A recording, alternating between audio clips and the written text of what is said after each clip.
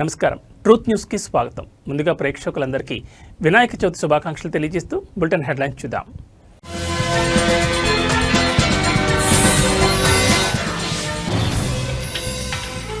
దేశవ్యాప్తంగా వినాయక చవితి పండుగ శోభ అంగరంగ వైభవంగా స్వాగతం పలికేందుకు ప్రజల ఉత్సాహం.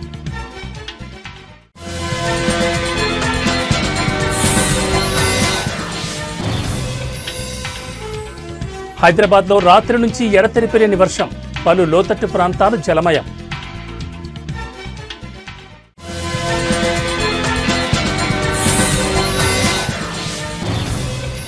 మూడు రోజుల పర్యటన నిమిత్తం భారత్కు వచ్చిన ఫిజీ ప్రధాని, ఎవరూ మీతో సంతోషంగా లేరని వ్యాఖ్యానించిన ప్రధాని.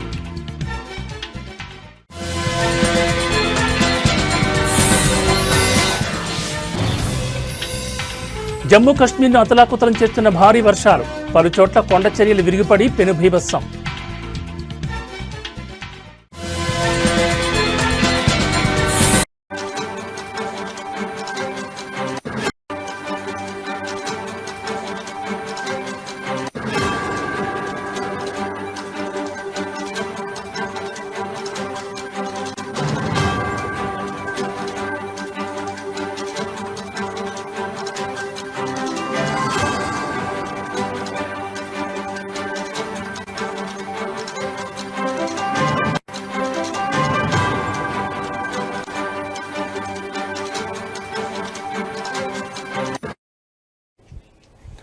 బులెటిన్లో బ్రేకింగ్ న్యూస్ చూస్తున్నాం. దేశవ్యాప్తంగా వినాయక చవితి పండుగ శోభ అంగరంగ వైభవంగా కొనసాగుతోంది.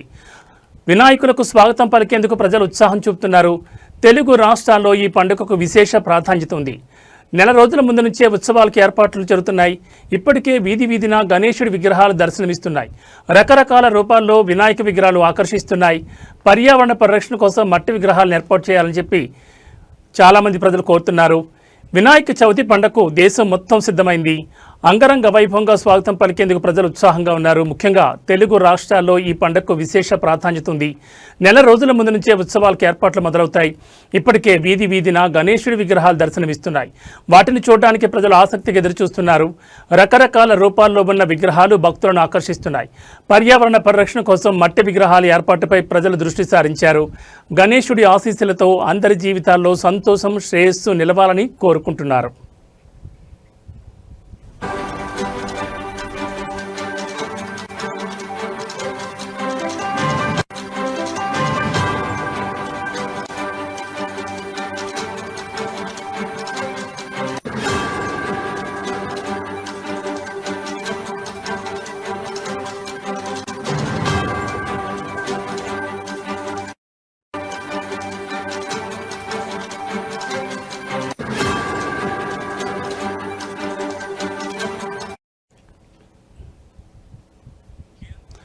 విద్యార్థులు, యువకులు ముఖ్యంగా ఈ పండుగలో చాలా ఉత్సాహంగా పాల్గొంటారు. కళాశాలలు, పాఠశాలల్లో ప్రత్యేక పూజలు నిర్వహిస్తారు. వినాయక చవితి సందర్భంగా తెలుగు రాష్ట్రాల్లో ప్రత్యేక ప్రసాదాలు తయారు చేస్తారు. ముఖ్యంగా ఉండ్రాళ్ళు, కుడుములు, లడ్డూలు, పులిహోర వంటి ప్రసాదాలు. వినాయక చవితికి ప్రత్యేకమైన మండపాలను ఏర్పాటు చేసి అక్కడ వినాయకుడిని కొలువు తీరుస్తారు. 10 రోజుల పాటు ఉత్సవాలు నిర్వహిస్తారు. గణేశుడికి ఇష్టమైన ప్రసాదాల్లో మోదకం ఒకటి. ఈ పండుగకు ప్రతి ఇంట్లో మోదకం చేస్తారు. ప్రతి సంవత్సరం గణేశుడి పూజల కోసం లక్షల సంఖ్యలో విగ్రహాలను తయారు చేస్తారు. గణేశుడి విగ్రహాలను విభిన్నమైన థీములతో తయారు చేస్తున్నారు. పర్యావరణం, సామాజిక అంశాలు, రాజకీయ అంశాలను కూడా థీములుగా వాడుతున్నారు.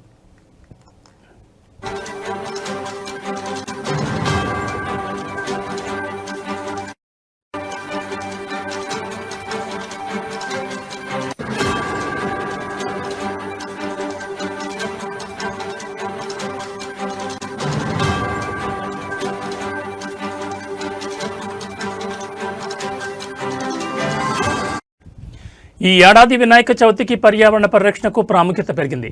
ప్రజలు మట్టి విగ్రహాలను, సహజ రంగులను ఉపయోగించి తయారు చేసిన విగ్రహాలను కొనుగోలు చేస్తున్నారు. అనేక గ్రామాల్లో పండుగను ఘనంగా నిర్వహించడానికి యువకులు, పెద్దలు కలిసి కమిటీలుగా ఏర్పడ్డారు. గణేశుడిని పూజించడం వల్ల ఆటంకాలు తొలగిపోతాయని, విజయం వస్తుందని భక్తుల నమ్మకం.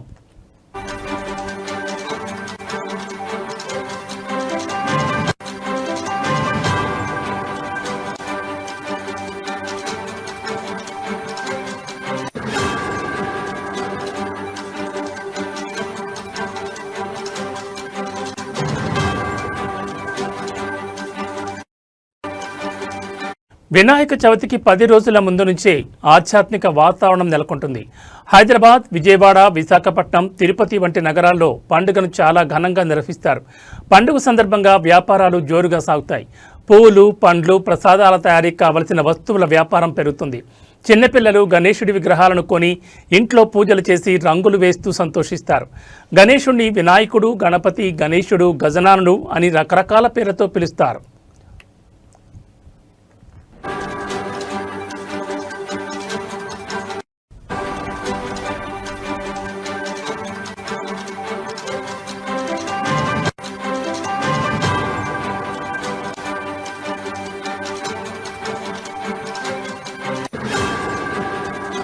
ఈ ఏడాది కొన్ని గణేశుడి విగ్రహాలు 50 అడుగుల కంటే ఎక్కువ ఎత్తులో ఉన్నాయి. వీటిని చూడడానికి ప్రజలు ఆసక్తిగా ఎదురుచూస్తున్నారు. భారతదేశంలో మాత్రమే కాకుండా ప్రపంచంలోని ఇతర దేశాల్లోని భారతీయులు కూడా వినాయక చవితిని ఘనంగా జరుపుకుంటారు. వినాయక చవితిని మొదటిసారి మహారాష్ట్రలో నిర్వహించారు. బాల గంగాధర్ తిలక్ దానిని ఒక జాతీయ పండుగగా చేశారు. ఈ పండుగ ఐక్యతను ప్రోత్సహిస్తుంది. ఒకే చోట అన్ని మతాల ప్రజలు కలిసి ఈ పండుగలో పాల్గొంటారు.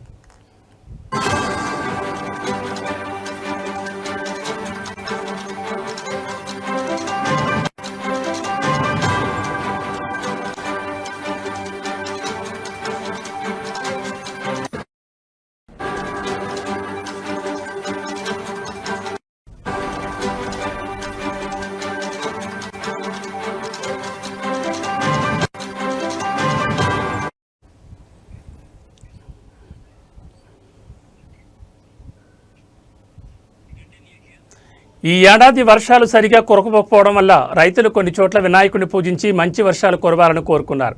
వినాయకుడి పూజలో పత్రి, పూలు, పండ్లు తప్పనిసరి. 21 రకాల పత్రితో పూజలు చేస్తారు. ఈ పండుగ వల్ల అన్ని రకాల వ్యాపారాలు, ముఖ్యంగా కుమ్మరులకు, హస్త కళాకారులకు మంచి ఆదాయం వస్తుంది. వినాయక చవితి అనేది కేవలం ఒక పండుగ కాదు, అది ఒక సంస్కృతి.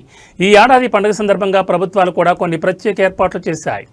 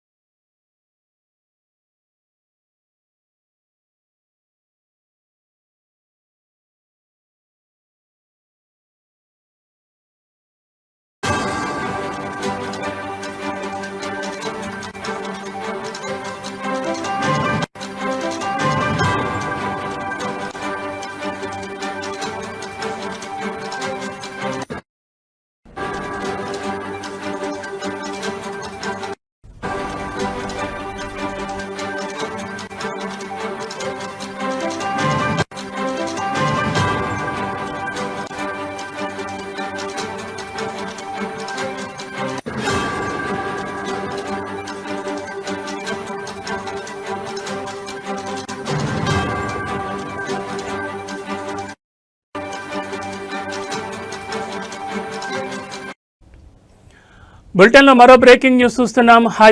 ఖైరతాబాద్ గణేశుడి ఉత్సవాలు ఘనంగా ప్రారంభమయ్యాయి. తెలంగాణ గవర్నర్ జిష్ణుదేవ్ వర్మ తొలి పూజ చేశారు. ఈ కార్యక్రమంలో మంత్రి పొన్నం ప్రభాకర్, ఎమ్మెల్యే దానం నాగేందర్, కాంగ్రెస్ నేతలు పాల్గొన్నారు. వర్షం కురుస్తున్న ఖైరతాబాద్ బడా గణేష్ను దర్శించుకునేందుకు భక్తులు పెద్ద ఎత్తున తరలివస్తున్నారు. ఈ ఏడాది స్వామివారు శ్రీ విశ్వశాంతి మహాగణపతిగా దర్శనమిస్తున్నారు. 69 అడుగుల ఎత్తు, 28 అడుగుల వెడల్పుతో విగ్రహాన్ని తీర్చిదిద్దారు.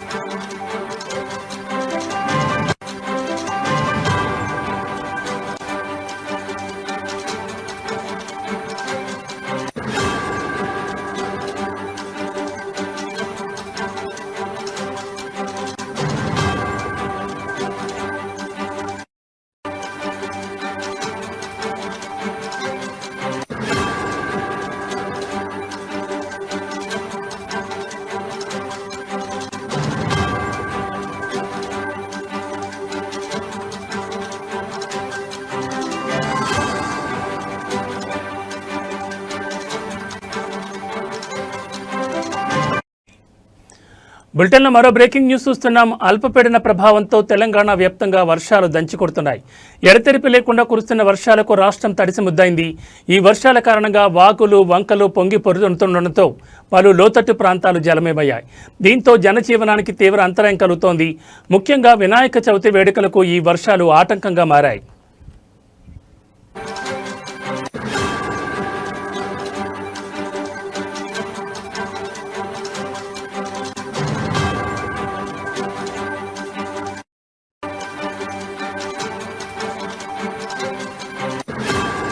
హైదరాబాద్లో కూడా రాత్రి నుంచి వర్షం దంచి కొడుతోంది. ఈ నేపథ్యంలో హైదరాబాద్ వాతావరణ శాఖ రాష్ట్రంలోని పలు జిల్లాలకు తీవ్ర హెచ్చరికలు జారీ చేసింది. ఈరోజు రాష్ట్రంలోని 16 జిల్లాల్లో భారీ నుంచి అతి భారీ వర్షాలు కురిసే అవకాశం ఉందని ప్రజలు అప్రమత్తంగా ఉండాలని వాతావరణ శాఖ సూచిస్తోంది.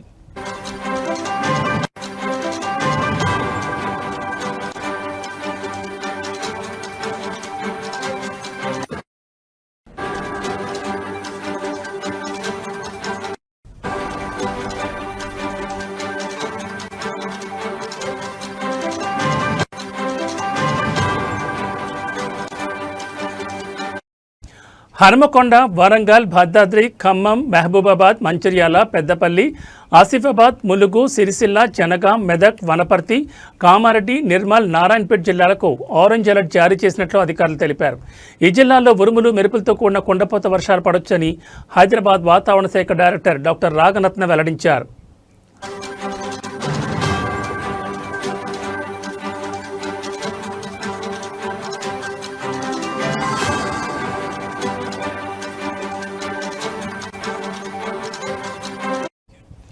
హైదరాబాద్ నగరానికి కూడా ఆరెంజ్ అలర్ట్ ప్రకటించారు. రాత్రి నుంచి నగరంలో నిరంతరాయంగా వర్షం పడుతుండటంతో పలు ప్రాంతాలు ఇప్పటికే నీట మునిగాయి.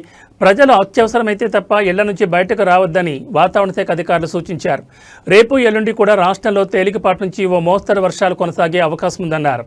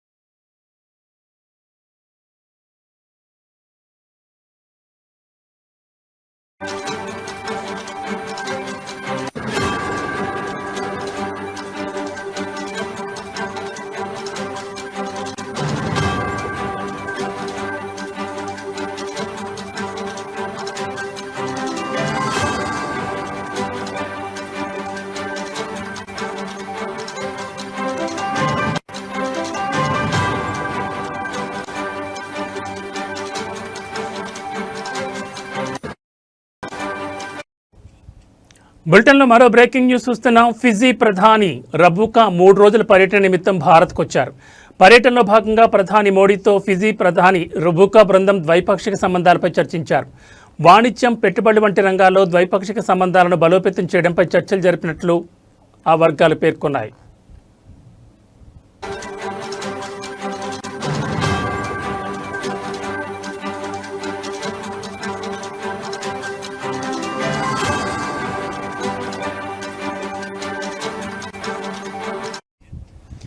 Indian council of world affairs నిర్వహించిన సప్రూ హౌస్లో ఓషన్ ఆఫ్ పీస్ అనే అంశంపై ఉపన్యాసం ఇచ్చిన తర్వాత జరిగిన సంభాషణలో రబుకా మోడీతో మాట్లాడుతూ ఎవరూ మీతో సంతోషంగా లేరని, మీరు ఆ అసౌకర్యాలను తట్టుకునేంత పెద్దవారని వ్యాఖ్యానించారు. భారత్పై ట్రంప్ 50% సుంకం విధించడంతో రెండు దేశాల మధ్య ఉద్రిక్త వాతావరణం నెలకొంది. ఈ నేపథ్యంలో ప్రధాని మోడీతో ఫిజీ ప్రధాని రబుకా ఈ విధంగా సంభాషించారు.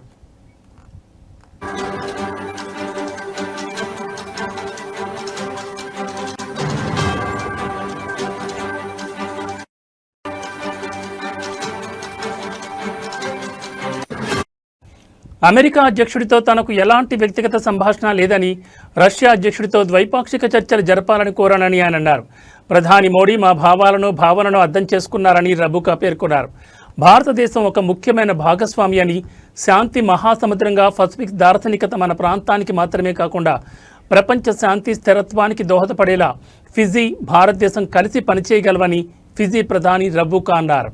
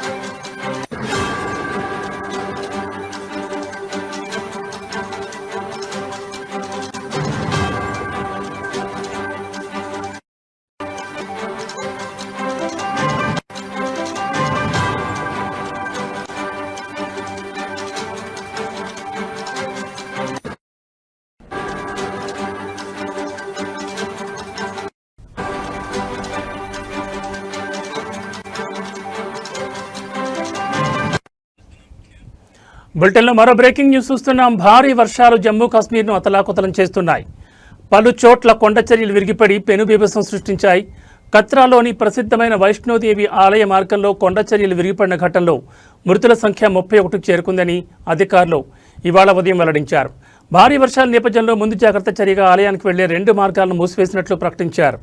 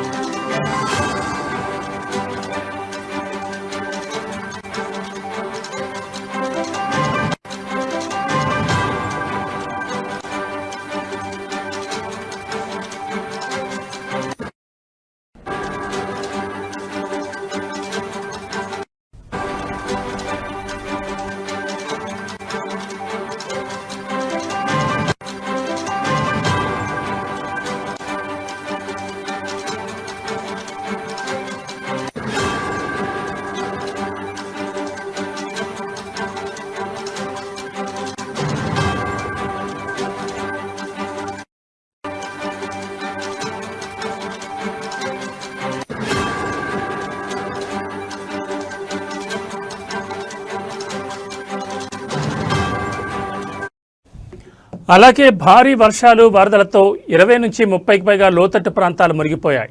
బ్రిడ్జిలు, మొబైల్ టవర్లు, విద్యుత్ స్తంభాలు కూలిపోవడంతో పెద్ద ఎత్తున నష్టం జరిగింది. ఆకస్మిక వరదలతో ఫోన్, ఇంటర్నెట్ సేవలు దెబ్బతినడంతో లక్షలాది మంది కమ్యూనికేషన్ లేకుండా పోయింది. మరోవైపు జమ్మూ నగరం, ఆర్ఎస్పుర, సాంబా, అక్నూర్, నాగ్రోటా, కోట్ బల్వాల్, బిష్నా, విజయ్పూర్, పుల్మండల్, ఖటుబా, ఉధంపూర్లో మోస్తరు నుంచి అతి భారీ వర్షాలు కురిసే అవకాశం ఉంది. రియాసీ, రాంబన్, థోడా, బెళ్లవార్, కత్రా, రామ్నగర్, హీరానగర్, గూల్, బనిహాల్లో తక్కువ మోతాదులో వర్షం కురుస్తోంది.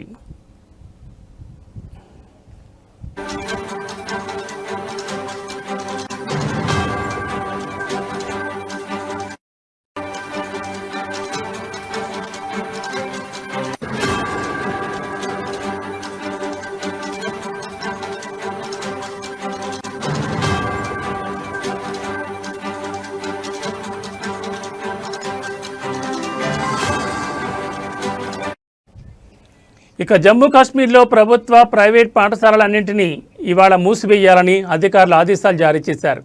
10, 11వ తరగతుల పరీక్షలు కూడా జమ్మూ అండ్ కాశ్మీర్ బోర్డు వాయిదా వేసింది. అలాగే భారీ వర్షాల కారణంగా ఉత్తర రైల్వే 22 రైళ్లను రద్దు చేయగా 27 రైళ్లను ఫిరోజ్పూర్, మాండా, చక్రక్వాలాన్, పఠాన్కోట్ స్టేషన్ వద్ద ఆపేసింది. పఠాన్కోట్, కండ్రోరి మధ్య రైతు సేవలు కూడా పూర్తిగా నిలిచిపోయాయి. ఇక కత్రా, శ్రీనగర్ రూట్లో రైళ్లు నడుస్తున్నాయి.